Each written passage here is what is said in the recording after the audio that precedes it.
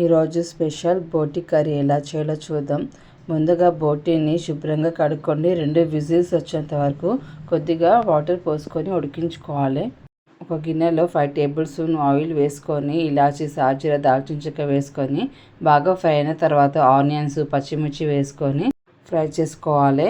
Mixie జార్లో టమాటా 2 వేసుకొని అల్లం వెల్లుల్లి వేసుకొని మెత్తగా పేస్ట్ చేసుకున్న దాన్ని కూడా వేసుకోవాలి. బాగా కలుపుకోవాలి. యాలకులు, లవంగం, సాజీర, దాల్చిన చెక్క మెత్తగా పొడిలా చేసుకొని పక్కన పెట్టుకోవాలి.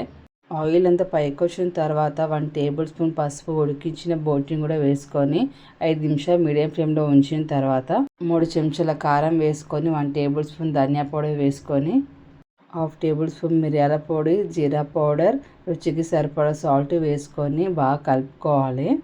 1 టేబుల్ స్పూన్ మసాలా కారం, పుదీనా వేసుకొని కలుపుకొని ఒక 5 నిమిషాలు మీడియం ఫ్లేమ్లో ఉంచాలి.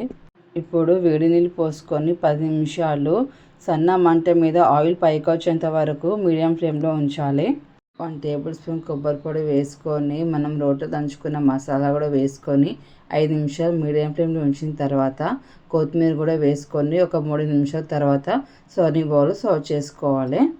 కదండి, ఎంతో టేస్ట్ అయిన బోటి కర్రీ. ఇది పూరీలకైనా, చపాతీలకైనా, బగారన్నంకైనా, కొబ్బరి అన్నంకైనా చాలా బాగుంటుంది. ఖచ్చితంగా ట్రై చేయండి. నా వీడియో మీకు నచ్చినట్లయితే లైక్, షేర్, సబ్స్క్రైబ్ చేయడం మాత్రం మర్చిపోకండి.